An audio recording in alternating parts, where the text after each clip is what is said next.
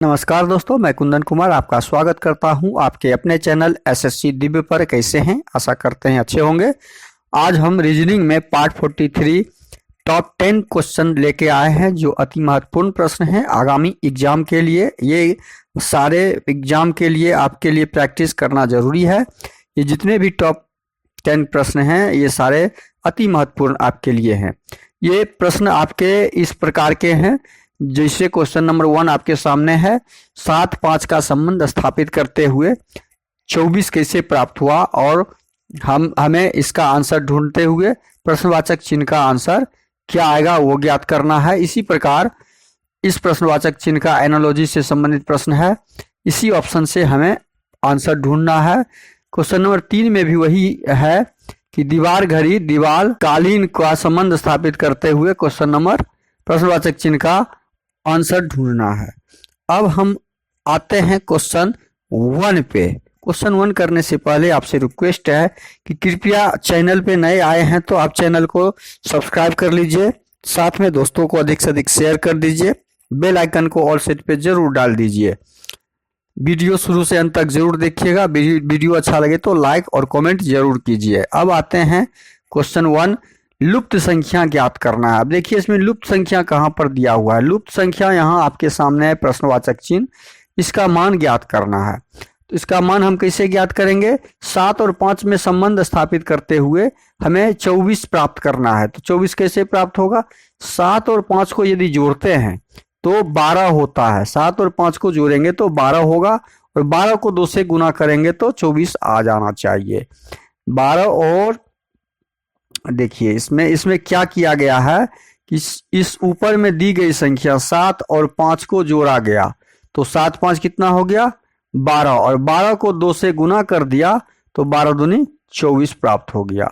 12 को 2 से गुना कर दिया तो 12 दूनी 24 प्राप्त हो गया। वही पैटर्न सेकंड में लगा हुआ है, वो देखते हैं। अब इसमें मान लीजिए इसको क्या किया, 4 1 को जोड़ के इसमें क्या करेंगे, 4 और 1 को जोड़ देंगे तो 5, और 5 को 2 से 5 को 2 से नहीं 5 को 3 से गुना किया है 5, तो हमारा यहाँ पे 15 आ गया। इसका मतलब है पैटर्न क्या लगा हुआ है, जोड़ के उसमें हम 2 से गुना और अगले में 3 से गुना कर रहे हैं, तो बाकी तीसरे में कितना से गुना हो जाएगा? 4 से गुना हो जाएगा। इसमें क्या हो जाएगा? 4 से गुना। 8 और 4 को जोड़ेंगे, 8 4 12, और 12 को 4 से गुना करेंगे तो कितना हो जाएगा? 12 चौके 48। इसका मतलब है प्रश्नवाचक चिन्ह के स्थान पे हमारा क्या आएगा? 48 आएगा, जो ऑप्शन सी में दिया हुआ है। जो कहाँ दिया हुआ है? ऑप्शन सी में दिया हुआ है। तो इस प्रश्न का सही आंसर क्या हो जाएगा? Option C. अब इसको दूसरे तरीका से भी हम बना सकते हैं। दूसरा तरीका क्या है वो भी समझ लीजिए। दूसरा तरीका बनाने का है कि जितनी ऊपर में दी गई है दोनों संख्याएं, दोनों संख्याओं का वर्ग निकाल लेंगे। 7 का वर्ग क्या करेंगे हम? इस 7 का वर्ग निकाल लेंगे, 5 का वर्ग कितना हो गया? 7 7 49 और 5 25। 49 में से 25 जब घटाएंगे तो हमारा 24 प्राप्त हो जाएगा। देखिए प्राप्त हो रहा है। उसी प्रकार 4 का वर्ग निकालेंगे और 1 का वर्ग निकालेंगे। 4 और 1 का वर्ग निकालेंगे तो 4 चौके 16, 16 में से 1 जाएगा तो हमारा 15 प्राप्त हो रहा है। देखिए 16 में से 1 घटाएंगे तो हमारा 15 प्राप्त हो रहा है। यही पैटर्न हम इसमें भी लगाएंगे। 8 का स्क्वायर और 4 का स्क्वायर। 8 का स्क्वायर कितना हो जाएगा? 64, और 64 में से 4 चौकी 16 घटाएंगे। 64 में से 16 जब घटाएंगे तो हमारा 48 आएगा। हमारा कितना आएगा? 48। तो प्रश्नवाचक चिन्ह के स्थान पे क्या आ जाएगा? 48। तो इसको हम दोनों तरीके से सॉल्व कर सकते थे। ऑप्शन सी इसका सही आंसर हो जाएगा। अब आते हैं क्वेश्चन नंबर 2 पर।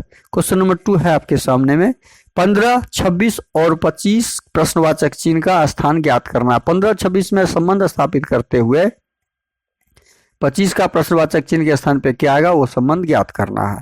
अब 15 को क्या किया गया, जो 26 प्राप्त हुआ। 15 को क्या किया, तो 15 में यदि हम कितना जोड़ेंगे? 15 में हम 11 जोड़ेंगे तो 26 होगा। 15 में 11 जोड़ने से हमें 26 प्राप्त होगा। लेकिन क्या 25 में 11 जोड़ने से हमारा आंसर आएगा? यही पैटर्न हम इसमें लगाएंगे। 2 1 3 36 कहीं भी ऑप्शन में नहीं है, इसका मतलब है ये पैटर्न यहाँ पे वर्क नहीं कर रहा है। हम उस समय जो दिमाग में आपके एग्जाम में आएगा वो पैटर्न लगा के हमने आपको दिखाया। अब इसमें पैटर्न लगा हुआ क्या है, 1 और 5, इस 15 को क्या किया है, इसके अंकों को जोड़ा, 1 और 5 को जोड़ दिया तो कितना हो गया, 1 और 5 को जोड़ दिया तो कितना हो गया, 1 के स्क्वायर और 5 के स्क्वायर को जोड़ेगा तो 1 + 25 कितना हो गया, 26 हो गया।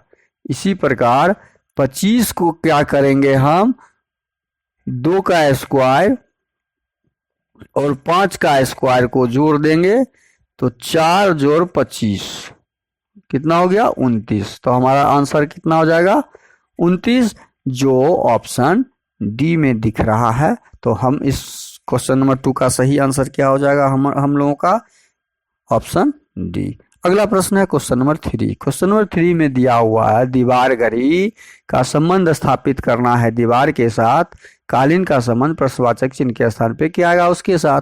तो दीवार घड़ी का नाम दीवार घड़ी क्यों पड़ा, क्योंकि वह दीवार पे लगा हुआ रहता है, दीवार पे लटका हुआ रहता है।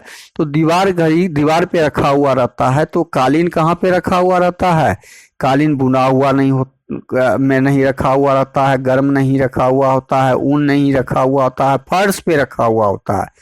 तो जिस प्रकार दीवार घड़ी का संबंध दीवार के साथ था, उसी प्रकार कालीन का संबंध फर्श के साथ। ऑप्शन डी इस प्रश्न का सही आंसर हो जाएगा। अगला प्रश्न है क्वेश्चन नंबर 4। सूर्य का संबंध पृथ्वी के साथ ज्ञात करना है। किसका, सूर्य का संबंध पृथ्वी के साथ ज्ञात करना है, और पृथ्वी का प्रश्नवाचक चिन्ह के स्थान पे क्या आएगा वो ज्ञात करना है। जैसे सूर्य का संबंध पृथ्वी के साथ है, तो सूर्य क्या है, सूर्य के चारों ओर पृथ्वी परिक्रमा करती है, तो सूर्य परिवार का मुखिया हो गया और पृथ्वी उसका ग्रह हो गया जो उसके चारों ओर घूमता है। उसी प्रकार पृथ्वी यदि मुखिया होता है किसी भी परिवार का, तो इसका ग्रह या उपग्रह कौन होगा, इसका उपग्रह सूर्य नहीं होगा, शनि नहीं होगा, बृहस्पति नहीं होगा, लेकिन चंद्रमा होगा। तो जिस तरह सूर्य और पृथ्वी का संबंध हमने स्थापित किया, उसी प्रकार पृथ्वी का संबंध चंद्रमा के साथ हमने ढूंढा। तो इस प्रश्न का सही आंसर ऑप्शन बी होगा। अगला प्रश्न है क्वेश्चन नंबर 5। यदि 8 स्टार को 56 बनाया, 4 स्टार को 12 बनाया, 7 को 42 बनाया, 3 स्टार 3 को क्या बनाया जाएगा, ये आंसर ढूंढना है। अब ये आंसर ढूंढने के लिए हम क्या करेंगे, 8 को कौन सा गणितीय संक्रिया लगाएंगे जो 56 हो जाएगा, तो 8 8 64, 8 को 8 से गुना किए 64, और 64 में 8 से घटाव कर देंगे 64 56 हो जाएगा। उसी प्रकार 4 गुना 4 करेंगे और घटे 4 कर देंगे, 4 चौके 16 में से 4 गया तो 12 हो गया। तीसरा भी चेक कर लेते हैं, 7 गुना 7 माइनस 7 कर देंगे तो 7 सत्ते 49 में से 7 गया तो 42 हो गया। यह पैटर्न क्या है कि जो स्टार है, स्टार के जगह पे हम गुना का चिन्ह देके और -8 कर देते हैं, हमारा आंसर निकल जा रहा है। इस प्रकार यही पैटर्न लगाते हुए हम 3 गुना 3 घटे 3 का भी आंसर निकालेंगे। 9 9 में से 3 गया, 3 3 9, 9 में से 3 गया 6। हमारा सही आंसर क्या हो जाएगा, प्रश्नवाचक खाली स्थान पे 6 हो जाएगा। तो इस प्रश्न का सही आंसर ऑप्शन सी हो जाएगा और यहाँ बराबर 6 हो जाएगा। अब अगला क्वेश्चन आपके सामने है, क्वेश्चन नंबर 6 में है, यदि किसी कोड में ट्रायंगल को XOMXRDP लिखा जाता है, तो उसी कोड में एडुकेशन को कैसे लिखा जाएगा। तो ट्रायंगल को क्या लिखा गया, TRIANGLE,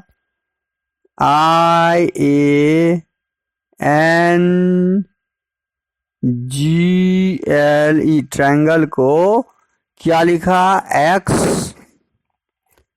XOMXRDP D P B यह लिखा। तो इसमें अब संबंध हम ढूंढेंगे कि आखिर संबंध क्या है लगा हुआ। टी होता है 20 नंबर पे, आर होता है 18 नंबर पे, आई होता है 9 नंबर पे, ए 1 नंबर पे, एन 14 नंबर पे, जी 7 नंबर पे, एल 12 नंबर पे, ई 5 नंबर पे, एक्स होता है 24 नंबर पे, ओ 15 पे, एम 13 पर, एक्स 24 पर, आर थोड़ा हटा के लिखना था, आर 18 पर, डी 4 पर, पी 16 पर, बी 2 पर। अब देखिए 20 से 24 हुआ, ये क्या हुआ है 20 से 24, इसका मतलब है इसमें 4 का वृद्धि है, +4 है। ये 18 क्या हुआ है 15, ये घटा है, ये 3 घट गया इसमें 3 माइनस है। ये 9 3 12, 9 4 13 हो गया, इसमें फिर 4 प्लस है। मतलब पैटर्न हमने ढूंढ लिया 4 प्लस 3 माइनस का, 4 प्लस और 3 माइनस का पैटर्न लगा हुआ है। जब यह पैटर्न इसमें लगा हुआ है तो सेम पैटर्न एडुकेशन में भी लगेगा, क्योंकि हमारा आंसर उसी कोड भाषा में ढूंढना है जो ट्रायंगल का कोड दिया हुआ है। तो हमें अब निकालना है एडुकेशन का। अब मान लीजिए एडुकेशन का निकालेंगे, यहाँ पे लिखते हैं एडुकेशन का यदि हम कोड ज्ञात करेंगे तो कैसे ज्ञात करेंगे, सेम उसी पैटर्न से हमें इसको लगा देना है। 4 का वृद्धि और 3 का माइनस का पैटर्न है, मतलब ये 5 नंबर, ये 4 नंबर, यू होता है 21, सी 3 1, टी होता है 20, आई 9, ओ होता है 15, एन 14। हमने नंबर डाल दिया, 5 में 4 जोड़ेंगे तो 9 होगा, 5 में 4 जोड़ेंगे तो कितना हो जाएगा 9, और 9 नंबर पे कौन सा होता है आई होता है, तो पहला क्या हो जाएगा आई। 4 में 3 घटाएंगे तो क्या हो जाएगा, 4 में से 3 घटाएंगे तो 1 हो जाएगा, यहाँ पे ए हो जाएगा। अब आई ए वाला हमारा जो आंसर होगा, ये आई ए नहीं है, इसमें भी आई ए नहीं है, हमारा ऑप्शन सी सही हो जाएगा। हम ये इसके बाद एग्जाम में हम आगे नहीं खोजेंगे, नहीं ढूंढेंगे, हमारा आंसर निकल गया, हम अब अगले क्वेश्चन पे एग्जाम में चले जाएंगे। लेकिन हम यहाँ पूर्ण जानकारी इसलिए देना चाह रहे हैं कि आपका बेसिक मजबूत हो।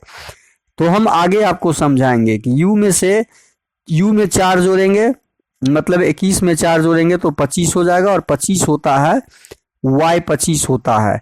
3 में 3 घटाएंगे तो क्या हो जाएगा z हो जाएगा। 1 में 4 जोड़ेंगे तो कितना हो जाएगा 5 हो जाएगा, और 5 नंबर में क्या होता है ई होता है। बस तो इस तरह से हम सारे कोड निकाल लेंगे तो हमारा ऑप्शन सी इस प्रश्न का सही हो जाएगा। अगला क्वेश्चन है क्वेश्चन नंबर 7। प्रश्न है क्वेश्चन नंबर 7, कौन सा रूप प्रतीकों और अंकों में एक दूसरे के स्थान पे आ जाता है और नीचे दिए गए समीकरण को सही बनाता है।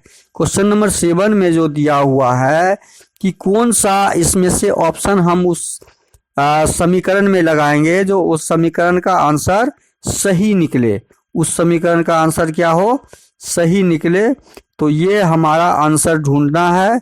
तो यहाँ पे दिया हुआ है 3 भागा, देखिए यहाँ पे दिया हुआ है 3 भागा 4 प्लस 2 बराबर 2। अब इसमें से कौन सा ऑप्शन बैठाया जाए कि हमारा आंसर मतलब समीकरण के दोनों तरफ बराबर हो जाए। अब इस समीकरण को बैठाते हैं, प्लस और भाग, प्लस को भाग और 2 और 3 को एक्सचेंज किया है, 2 को 3 के रूप में और प्लस को भाग के रूप में। तो जहां जहां प्लस है उसमें हम क्या कर देंगे, उसमें हम भाग लगा देंगे। तो प्लस में भाग लगा देंगे या प्लस के जगह पे भाग का चिन्ह दे देंगे तो क्या हो जाएगा, यहाँ पे देखिए 3, भाग के जगह पे हमको क्या लिखना है प्लस, भाग के जगह पे प्लस लिखना है और प्लस के जगह पे भाग लगाना है। भाग लगा दिए, बराबर का कोई, अच्छा 2 के जगह 3 और 3 के जगह 2 रखना है, तो 2 के जगह 3, यहाँ 3 हो जाएगा। जब हम चेंज करेंगे, देखिए हमने चेंज किया, 2 को 3 में कन्वर्ट करना है, 3 को 2 में कन्वर्ट करना है, तो 2 में कन्वर्ट कीजिए और इसको 3 में कन्वर्ट कीजिए। अब आंसर निकालिए, 4 2 6, 6 भागा 3 बराबर 2। देखिए आ गया, 2 भागा 2 मतलब 2 बराबर 2। इसका मतलब हमारा समीकरण एक जो है ऑप्शन समीकरण को ऑप्शन ए संतुष्ट करता है, समीकरण को ऑप्शन ए संतुष्ट करता है। तो क्वेश्चन नंबर 7 का सही आंसर हो जाएगा ऑप्शन ए, क्योंकि ऑप्शन ए का ही हमने परिवर्तन करके जो चिन्ह डाला उसका सही आंसर निकल गया। दोनों तरफ दायां तरफ बराबर बायां तरफ हमारा आंसर आ गया। अगला प्रश्न है क्वेश्चन नंबर 8। क्वेश्चन नंबर 8 में दिया हुआ है, निम्नलिखित शब्दों को शब्दकोश में दिए गए क्रम के अनुसार सजाएं। अब क्रम के अनुसार अल्फाबेट ABCD को हम जो सजाते हैं, पहले ए का लिखा जाएगा, बी का, उसके बाद सी का, इस तरह से जेड तक हम जाते हैं। तो अब इसमें से हमको सजाना है जो कॉमन है। देखिए KN कॉमन है, KN सब में है, तो KN कॉमन वाला को हम KN लिख लेंगे।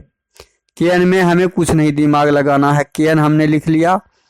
अब N के बाद यहाँ पे क्या है, O है, N के बाद यहाँ O है, यहाँ भी O है, 3 जगह O है और 2 जगह I है।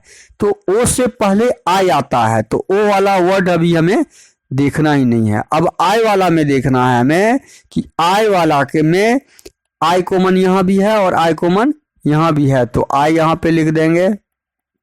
अब बचा यहाँ पे I के बाद I तक का हमारा हो गया G, यहाँ G है और यहाँ क्या है, T है, तो T से पहले G आता है, क्योंकि G 7 नंबर पे होता है और T 20 नंबर पे होता है। तो पहले 7 नंबर वाला अक्षर आएगा, शब्द आएगा, तो 7 नंबर में G आता है, तो G यहाँ पे लिखेंगे। तो पहले हमारा कौन सा वर्ड आ जाएगा, पहले 3 नंबर आ जाएगा। अब देखिए दूसरे क्रम में क्या होगा। दूसरे क्रम में आपका KING के बाद वाला, KING के बाद कौन सा शब्द है, KING के बाद KINT वाला शब्द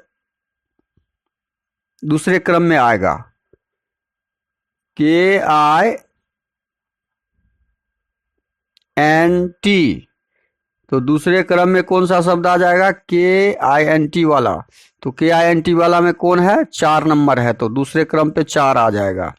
अब हमारा तीसरा नंबर देखिए, तीसरे क्रम में कौन सा आएगा। तीसरे क्रम में KNW या KNO, ये तीनों कॉमन शब्द है, अक्षर तीनों कॉमन है। तीनों में देखिए, इस तीनों में 1 नंबर, 2 नंबर और 5 नंबर में KNO कॉमन है। KNO तक हम यदि हटा देते हैं यहाँ से, तो हमारे पास शुरुआत में क्या आ रहा है, यहाँ पे B, KNO तक हटा देते हैं तो C और यहाँ पर C, तो C से पहले B होता है, तो इसका मतलब 1 नंबर क्रम तीसरे पर आएगा और B के बाद C होता है, तो ये C इसमें भी, C इसमें भी। अब उसके बाद वाला अक्षर देखेंगे कि C के बाद यहाँ पर K है और यहाँ भी K है, और K के बाद यहाँ पे कोई वर्ड अक्षर नहीं है, तो हमारा कौन सा नंबर सामने आ जाएगा, K के बाद कोई अक्षर ही नहीं है, तो दो नंबर जो है हमारा, 2 नंबर सामने अगले क्रम पे आ जाएगा। उसके बाद बचा कौन सा क्रम, A, उसके बाद हमारे पास बचा 5 नंबर क्रम। तो हमारा सही क्रम क्या हो जाएगा, पहले 3 नंबर, उसके बाद 4 नंबर, उसके बाद 1 नंबर, उसके बाद 2 नंबर, उसके बाद 5 नंबर क्रम। तो हमारा सही आंसर हो गया। यह क्रम किस में दिख रहा है, ऑप्शन डी में दिख रहा है, तो ऑप्शन डी सही हो जाएगा। अगला प्रश्न है क्रम बढ़ने वाला ग्रुप। अब यहाँ पे क्या किया है, हमने अभी तक जो उदाहरण समझा उसमें ये बी उदाहरण हो, यहाँ पे बी आंसर होगा इसका, ए बी। इसमें क्या देख रहे हैं कि ये ए बी का ग्रुप बना हुआ है, उसके बाद ए सिंगल बी। अब इसमें देख रहे हैं डबल ए हो जा रहा है, तो ये डबल बी हो जाएगा। तो डबल बी का ग्रुप हो गया। अब ये डबल ए हो गया, डबल बी हो गया, तो अगला जो है ट्रिपल ए का ग्रुप हो जाएगा। ये ट्रिपल ए और ट्रिपल बी का ग्रुप बनेगा और डबल ए हमारा एक्स्ट्रा रह जाएगा। तो क्वेश्चन नंबर 9 का सही आंसर क्या हमारे पास आया? डबल बी, ए और बी। जो कहां पे दिख रहा है? डबल बी, ए और बी, ऑप्शन बी में दिख रहा है। तो इस प्रश्न का सही आंसर ऑप्शन बी हो जाएगा। अब अगला प्रश्न है क्वेश्चन नंबर 10। क्वेश्चन नंबर 10 है पुरुष, स्त्री और लेखक का वेन डायग्राम बनाना है। तो पुरुष, स्त्री और लेखक का वेन डायग्राम कैसे बनेगा? मान लीजिए हम पुरुष का एक डायग्राम बनाते हैं, ये पुरुष का हो गया। ये स्त्री का बनाते हैं, ये स्त्री का हो गया। पुरुष स्त्री तो अलग अलग होते ही हैं, दोनों अलग अलग हम बना लिए, लेकिन लेखक जो होते हैं वो पुरुष भी होंगे और स्त्री में भी होंगे। महिला भी होती है लेखक, और जेंट्स मतलब आदमी भी होता है, पुरुष भी होता है। तो इस तरह के डायग्राम ये हो जाएगा लेखक का डायग्राम, बीच में हो गया लेखक। तो इस प्रकार के डायग्राम कौन से जगह पे दिख रहा है हमारा? ऑप्शन ए में नहीं दिख रहा है, बी में नहीं दिख रहा है, सी में नहीं दिख रहा है, तो कौन सा दिख रहा है? Option D. तो इस प्रश्न का सही आंसर ऑप्शन डी हो जाएगा। वीडियो को शुरू से अंत तक जरूर देखिए। वीडियो अच्छा लगे तो लाइक कर दीजिए। चैनल पे नए आए हैं तो कृपया करके प्लीज सब्सक्राइब कर लीजिए। आपका सब्सक्राइब ही मेरे चैनल और मेरे लिए संजीवनी का काम करता है, इसलिए आप अधिक से अधिक सब्सक्राइब और अपने दोस्तों को शेयर जरूर कीजिए। साथ में बेल आइकन को ऑल सेट पे जरूर डाल दीजिए ताकि सुबह सुबह नोटिफिकेशन आपके पास आ जाए। थैंक यू, धन्यवाद, जय हिंद, जय भारत।